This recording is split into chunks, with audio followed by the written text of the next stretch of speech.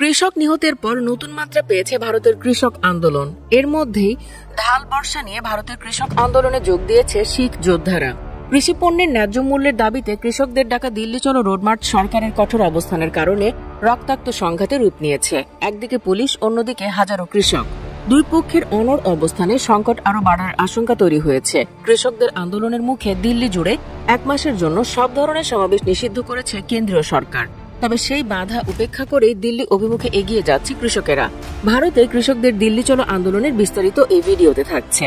কৃষি পণ্যের সর্বনিম্ন মূল্য এমএসপির দাবিতে আন্দোলনরত কৃষকেরা এখন ভারতের নিরাপত্তা বাহিনীর মুখোমুখি। ভারতে আন্দোলনরত কৃষকদের দিল্লি চলো অভিযানে পুলিশের ছোড়া কাঁদানে গ্যাসের শেলের আঘাতে এক কৃষকের মৃত্যু হয়েছে। সরকারের সঙ্গে চতুর্থ দফার আলোচনা ভেস্তে যাওয়ার পর পাঞ্জাব হরিয়ানার শম্ভু সীমান্তে জড়ো হওয়া কৃষকেরা নতুন উদ্যমে যাত্রা শুরু করেন। গন্তব্য 200 কিলোমিটার দূরে রাজধানী দিল্লি। তবে পথে পথে তারা নিরাপত্তা বাহিনীর তীব্র বাধার মুখে পড়ছেন। কৃষকদের ইউনিয়ন সর্বভারতীয় কৃষক সভা AIKS অভিযোগ করেছে পুলিশি অভিযানে প্রাণ হারিয়েছেন শুভকরণ সিং। হরিয়ানার খানাউরি সীমান্তে এ ঘটনা ঘটেছে বলে তারা দাবি করে। তবে হরিয়ানা পুলিশ এই দাবি অস্বীকার করেছে। এ ঘটনার জেরে দিল্লি অভিমুখে যাত্রা 2 দিনের জন্য স্থগিত করেছেন কৃষকরা। তবে সীমান্তে বসে বিক্ষোভ অব্যাহত রাখবেন তারা। আহত শুভকরণ সিংকে পাতিয়ালার এক হাসপাতালে নেওয়া হলে সেখানে এক ডাক্তার জানান তিনি গুলির আঘাত পেয়েছেন। পাতিয়ালার রাজেন্দ্র হাসপাতালের সিনিয়র মেডিকেল অফিসার ডক্টর রেখি বলেন, খানাউরি থেকে 3 রোগী আমাদের এখানে এসেছেন। তাদের মধ্যে একজনের মৃত্যু হয়েছে, বাকি 2 জনের অবস্থা স্থিতিশীল। ধারণা করা হচ্ছে তারা গুলির আঘাত পেয়েছেন, তবে এটা এখনো নিশ্চিত নয়। নিহত ব্যক্তির মাথায় গুলির আঘাত ছিল, কিন্তু ময়নাতদন্ত ছাড়া বুলেটের আকার ও অন্যান্য বিস্তারিত তথ্য জানা সম্ভব নয়। কৃষকরা জানান, সীমান্তে বসানো ব্যারিকেড পার হওয়ার চেষ্টা চালালে হরিয়ানা পুলিশ তাদের দিকে টিয়ার গ্যাস শেল ছুড়ে মারেন। সরকারের সঙ্গে আলোচনা ব্যর্থ হওয়ার পর গতকাল থেকে রোডমার্চ আবারও চালুর সিদ্ধান্ত নেয় কৃষক ইউনিয়নগুলো। চতুর্থ দফার আলোচনা শেষে 2 পক্ষে একমত হতে পারেনি। হরিয়ানা পুলিশ মৃত্যুর ঘটনা অস্বীকার করেছে। এক্সে প্রকাশিত পোস্টে পুলিশ জানায়, আমাদের হাতে যা তথ্য আছে সে অনুযায়ী আজ কোনো কৃষক মারা যায়নি, এটা শুধুই গুজব। তবে 2 পুলিশ সদস্য ও এক বিক্ষোভকারী দাতা সিং খানুরি সীমান্তে আহত হয়েছেন এবং তাদের চিকিৎসা দেওয়া হচ্ছে। অপরদিকে পাঞ্জাবের মুখ্যমন্ত্রী ভগবন্ত মান মৃত্যুর বিষয়টি নিশ্চিত করেন। সাংবাদিকদের তিনি জানান, আমি এই ঘটনা শোনার পর এবং ভিডিওটি দেখার পর আমার গায়ে কাঁটা দিয়েছে। আমি খুবই দুঃখ পেয়েছি। শুভকরণ সিং এর মৃত্যুর প্রতিক্রিয়া কৃষকদের 2টি ইউনিয়নের পক্ষ থেকে ক্ষুব্ধ বিবৃতি প্রকাশ করা হয়েছে। উভয় সংস্থায় পুলিশ ও কেন্দ্র সরকারকে এই ঘটনার দায় দিয়েছে। এই হত্যার মাধ্যমে নিজেদেরকে কৃষক বান্ধব হিসেবে দাবি করা মোদী সরকারের সহিংসতার আসল রূপ প্রকাশ পেয়েছে। বিবৃতিতে আরো বলা হয়, এই হত্যার মাধ্যমে নিজেদেরকে কৃষক বান্ধব হিসেবে দাবি করা মোদী সরকারের সহিংসতার আসল রূপ প্রকাশ পেয়েছে।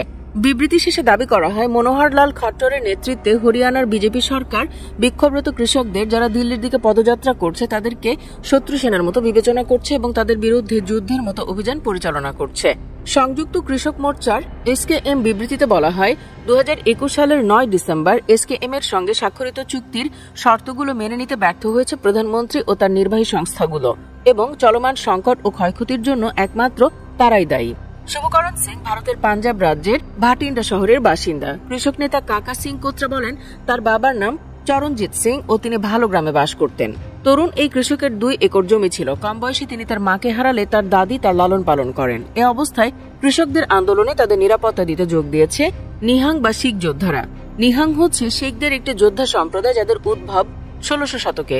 নীল পোশাক এবং তলোয়ার বর্ষার মতো প্রাচীন অস্ত্রের ব্যবহার তাদের আলাদাভাবে পরিচিত করেছে।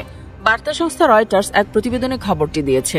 ভারতের উত্তরাঞ্চলীয় রাজ্য পাঞ্জাব থেকে আসা আন্দোলনরত কৃষকদের অধিকাংশই শিখ। কৃষি পণ্যের ন্যূনতম মূল্য নিশ্চিতের দাবির প্রতি সরকারের দৃষ্টি আকর্ষণ করতে দিল্লি অভিমুখে দিল্লি চলো আন্দোলনে নামেন ভারতের কৃষকেরা। কৃষকদের 2 শতাধিক সংগঠন এবং হরিয়ানা, পাঞ্জাব ও উত্তরপ্রদেশের লক্ষাধিক কৃষক এই কর্মসূচি পালন করেছেন। রাজধানী থেকে প্রায় 200 কিলোমিটার দূরে ব্যারিকেড দিয়ে তাদের দিল্লি অভিমুখে যাত্রা থামানোর চেষ্টা করেছিল পুলিশ। এরপর কৃষক ইউনিয়নের সঙ্গে বৈঠকের ঘোষণা দেয় ভারত সরকার।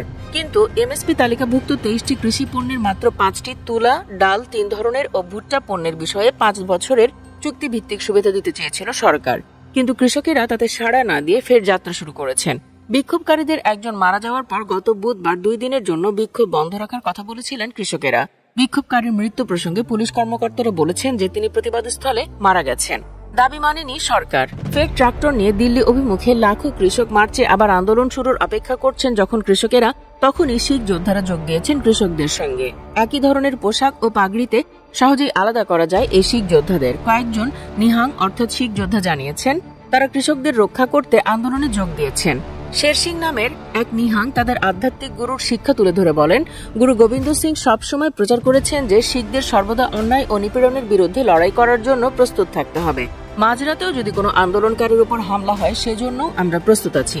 কৃষকদের ভুট্টা, তুলা ও ডালে সহায়ক মূল্যের প্রস্তাব দিল ভারত। পাঞ্জাবের 3 কোটি জনসংখ্যার অর্ধেকেরও বেশি ভারতের সংখ্যালঘু শিখ সম্প্রদায়। 2021 সালে এরকম আরেকটি বছরব্যাপী আন্দোলনেও যোগ দিয়েছিল নিহাং যোদ্ধারা। আরেক নিহাং যোদ্ধা রাজা রাম সিং বলেন, কৃষকেরা নিপীড়িত হচ্ছে। সরকারের এখন আর ভাবা উচিত হবে না যে তারা কৃষকদের ভয় দেখাতে পারবে। এটা পাঞ্জাব এবং আমরা কৃষকদের সঙ্গে একত্রতা প্রকাশ করছি। এর আগে সরকারের সঙ্গে আলোচনার জন্য কয়েকদিন দিল্লি চলো রোডমার্চ স্থগিত রেখেছিল ভারতের কৃষকেরা। সে আলোচনা ব্যর্থ হলে বুধবার থেকে রোডমার্চ শুরু করে কৃষকরা। সে সময় পুলিশ বিক্ষোভকারীদের ছত্রভঙ্গ করতে টিয়ার গ্যাস শেল ছুড়েছে। কৃষকরা ক্রেন ও মাটি খোঁড়ার এক্সকেভেটর নিয়ে রোডমার্চে যোগ দিয়েছে। তাদের দাবি উৎপাদিত সব পণ্যের বিপরীতে ন্যূনতম মূল্য সুবিধা এমএসপি দিতে হবে। টিয়ার গ্যাসের হাত থেকে বাঁচতে হাজারো কৃষক আশেপাশের ফসলের ক্ষেতগুলোর আশ্রয় নেন। এ সময় বেশ কয়েকজনের মুখে মেডিকেল মাস্ক দেখা যায়। নয়াদিল্লি থেকে প্রায় 200 কিলোমিটার দূরের একটি জায়গায় তারা অবস্থান করছিলেন। এমন সময় পুলিশের এই উদ্যোগ এলো যখন প্রধানমন্ত্রী নরেন্দ্র মোদী কৃষকদের দাবি নিয়ে নতুন করে আলোচনা শুরুর প্রস্তাব দিয়েছেন। কেন্দ্রীয় কৃষি মন্ত্রী অর্জুন মুন্ডা কৃষকদের প্রতি আলোচনার মাধ্যমে সব সমস্যা নিরসনের অনুরোধ জানিয়েছেন। কৃষকদের সংগঠনগুলো সরকারের দেওয়া প্রস্তাব নাকচ করে এবং বুধবার থেকে রোডমার্চ আবার চালুর ঘোষণা দেয়। 5 বছর শুধু ভুট্টা, তুলা ও ডালের মতো কিছু পণ্যে এমএসপি সুবিধা দেওয়ার প্রস্তাব দেয় সরকার। পাঞ্জাব হরিয়ানা সীমান্তে কৃষকরা বাংলাদেশ সময় সকাল 11:30টার সময় কর্তৃপক্ষের ব্যারিকেড উপেক্ষা করে রোডমার্চ করতে উদ্যত হয়। কৃষক নেতা জগজিৎ সিং দালেওয়াল বলেন, আমাদেরকে থামানোর জন্য এ ধরনের বিশাল আকারের ব্যারিকেড বসানো একেবারেই উচিত নয়। আমরা শান্তিপূর্ণভাবে দিল্লি পর্যন্ত রোডমার্চ করতে চাই। যদি তারা এটা না চান তাহলে আমাদের দাবি মেনে নিতে পারেন। গভীর রাতে হরিয়ানার পুলিশ প্রধান কৃষকদের সঙ্গে নিয়ে আসা ভারী উপকরণ ছিনিয়ে নেওয়ার নির্দেশ দেন যাতে এসবের ব্যবহারে কৃষকরা ব্যারিকেড ভেঙে ফেলতে না পারে। সীমান্তের শম্ভু পয়েন্টে 10,000 মানুষ জমায়েত হন। তাদের সঙ্গে ছিল 1,200 ট্রাক্টর ও ওয়াগন। 2 বছর আগে একই ধরনের এক বিক্ষোভে কৃষকরা নয়াদিল্লি সীমান্তে 2 মাস অবস্থান করেছিল। গত 1 সপ্তাহ থেকে কৃষকরা অবস্থান নিয়েছেন পাঞ্জাব হরিয়ানা রাজ্যের সীমান্ত অঞ্চল শম্ভুতে।